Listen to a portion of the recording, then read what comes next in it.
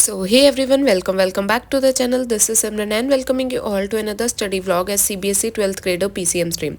I know I am uploading this video after a few days. Like बीच में मैं बहुत ज़्यादा inactive हो गई थी YouTube से, but anyways तो I am back and here I was doing physics में मैं कर रही थी magnetism and matter की क्वेश्चन प्रैक्टिस एक्सीलेंस 95+ वाली बुक से. मैंने थोड़ी बहुत ही की थी, ज़्यादा क्वेश्चन प्रैक्टिस नहीं की क्योंकि ये चैप्टर लाइक कम इंपॉर्टेंट है आई गेस, क्योंकि इसमें से बहुत कम क्वेश्चन आते हैं, क्योंकि इसमें ऐसा कुछ खास टॉपिक है ही नहीं जिससे क्वेश्चन आए.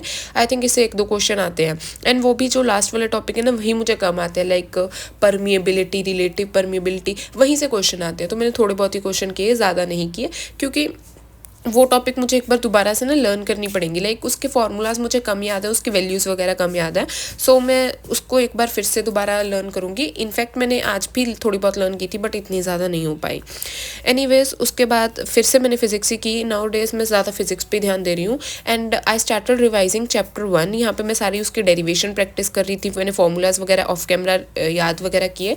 तो मैं डेरिवेशंस के लिए मैंने शोभित निर्वाण सर का जो वो था ना PDF उन्होंने दिया हुआ है डेरिवेशंस का, तो मैंने वहाँ से डेरिवेशंस वगैरह याद की थी. इस चैप्टर की डेरिवेशंस ईजी हैं क्योंकि पहला चैप्टर है, बहुत बार की हुई हैं, तो इनमें ऐसा कुछ खास नहीं था. ये डेरिवेशंस मुझसे हो गई थी एंड ये चैप्टर मुझे कंपेरेटिवली इजी भी लगता है, लाइक क्योंकि पहला चैप्टर बहुत अच्छे से पढ़ा हुआ होता है एंड इनफैक्ट मैंने ये चैप्टर जेई के लिए भी पढ़ा हुआ था, so that's easy for me.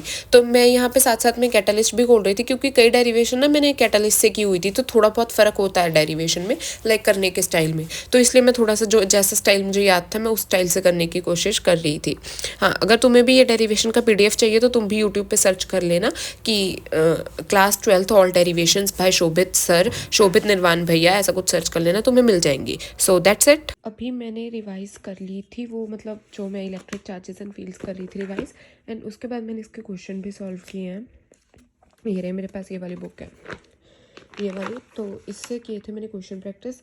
Almost मैंने सारे क्वेश्चन प्रैक्टिस कर लिया. वो बात अलग है कि मैंने सारे क्वेश्चन ना बेसिकली लिख के प्रैक्टिस नहीं किए. देखो बस मेरे फार्मूला याद आ रहा था और कैसे कैसे करना है, तो बस मुझसे वो हो रहा था. बस मैं उसको एक बार देख रही थी उसके सोल्यूशन को एंड उस पर टिक लगाती जा रही थी कि ये मुझे क्वेश्चन आता है. एंड आई नो कि अगर वो मुझे पता है ना कि कैसे करना है वो क्वेश्चन, उसके बाद मैं कर लूँगी. एंड अगर कोई क्वेश्चन ऐसा होता था कि मुझे क्वेश्चन पढ़ के खुद माइंड में ये नहीं आता था कि इसे कैसे करना है, तो उसमें मैं टिक लगा लेती थी और लिख लेती थी आर मतलब रीडू कर लेना इस क्वेश्चन को. एंड जिन क्वेश्चन में डाउट होता उनमें डाउट लिख देती. ऐसा कुछ किया मैंने, तो तुम्हें दिखाते हैं कितने क्वेश्चन किए मैंने. ये देख, एंड इन एजर्शन रीज़न को मैंने किया, मेरे दोनों आंसर सही आ रहे हैं, बट बाद में मुझे पता लगा कि इन ऑप्शंस में कुछ गलत था. हाँ, तो जैसे यहाँ पे मेरा डाउट आ गया था कि यहाँ पे मुझे यूनिट्स यहाँ पे चेंज नहीं की थी, ऐसे ही आंसर निकाल दिया.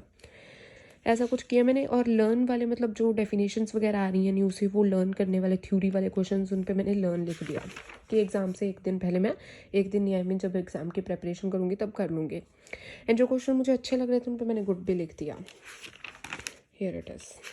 कई क्वेश्चन डेरिवेशन बेस्ड भी थे एंड हैरानी तो मुझे तब हुई ना जब मैंने कॉम्पिटेंसी बेस्ड क्वेश्चन खोले और वो दो तीन केस स्टडीज़ थी एंड ये मुझसे सारी हो गई. ये बहुत इजी थी, इसमें पेन उठाने की भी ज़रूरत नहीं थी, बस मुझे ये डायमेंशंस नहीं आते थे, बाकी मुझे सारा आता था.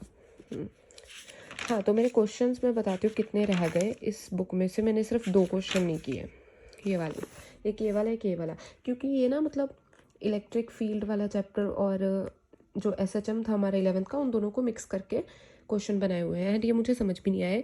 हालांकि ये दोनों क्वेश्चन मैंने किए हुए हैं जब मैं जेई की तैयारी करती थी, क्योंकि ये चैप्टर मैंने जेई के टाइम पढ़ा था, तो मैंने ये क्वेश्चन किए हुए हैं SHM के मिक्स, बट अभी मेरे याद भी नहीं है और मेरा करने का मन भी नहीं था क्योंकि काफ़ी क्वेश्चन इससे पहले मैं कर चुके थे.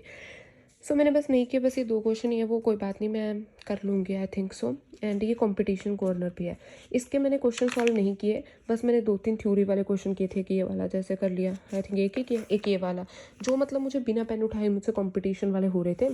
एक जेई 2024 का था और एक नीट 2023 का, तो बस मैंने वहीं कर लिया. बाकी मैंने ये न्यूमेरिकल्स मैंने सॉल्व भी नहीं करके देखे, मुझे नहीं पता मेरा आंसर आएगा कि नहीं. सो एनीवेज, अब थोड़ा सा इस चैप्टर को करने के बाद मुझे थोड़ा सा कॉन्फिडेंस आया फिज़िक्स में कि हाँ हो गया भाई थोड़ा बहुत तो कुछ. एंड अभी आई थिंक मैंने फ़िज़िक्स काफ़ी कर लिया, मैंने सुबह से पढ़ रही हूँ. वैसे मेरा प्लान था कि मैं आज पूरा दिन फ़िज़िक्स ही पढ़ूँ, इवन दो तुम्हें मैंने वीडियो में नहीं दिखाया एक बात कि मैंने फ़िज़िक्स का सैम्पल पेपर लगाना एक स्टार्ट किया गूगल से. ये सैम्पल पेपर लगाने का ट्राई किया. मैंने 20 के 20 MCQs देखे, जिसमें से मुझसे पहले 11 ही हुए, उसके बाद के 9 मुझे समझ ही नहीं आए, जिसमें से 11 से भी मेरे 7 सही हैं, बाकी 4 गलत हो गए और 9 मैंने किए ही नहीं क्योंकि वो मुझे समझ ही नहीं आए, इसलिए मैंने सैम्पल पेपर वहीं छोड़ दिया। मैंने सोचा कि क्वेश्चन प्रैक्टिस कर लेती हूँ, दैट्स गुड थिंग। एंड अभी I think I will do maths में मैं इंटीग्रेशन थोड़ी बहुत प्रैक्टिस करूँगी या फिर एप्लीकेशन ऑफ इंटीग्रल्स, तो तुम देख लेना मैं क्या करती हूँ। उसके बाद मैंने स्टार्ट की मैथमेटिक्स में मैंने इंटीग्रेशन स्टार्ट की। It is the fifth time जब मैं इंटीग्रेशन स्टार्ट कर रही हूँ, एंड उसमें से कंप्लीट मेरी सिर्फ एक बार ही हो पाई इंटीग्रेशन की। यहाँ पे आज मैंने पहली 2 एक्सरसाइजेज की थी, and these are quite easy, like बहुत ईजी है। पहली एक्सरसाइज में तो कुछ है ही नहीं, दूसरी में बस सब्सटीट्यूशन है, ईजी है। लाइक मैंने दोबारा स्टार्ट किया क्योंकि ना मतलब मुझे पहली एक्सरसाइजेज तो याद है, बट लास्ट वाली मैं भूल गई क्योंकि वो मैंने बहुत कम बार की हुई हैं।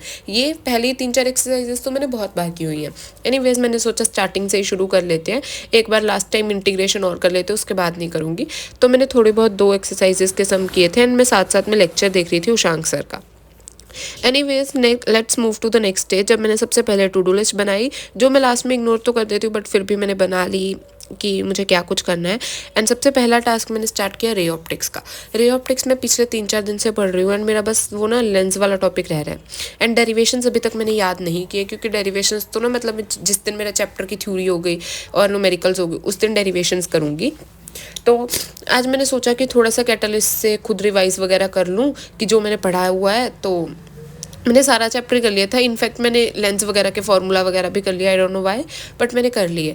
थोड़ी बहुत मैंने रिवीजन की, इनफैक्ट मैं बहुत बार बोल चुकी हूँ।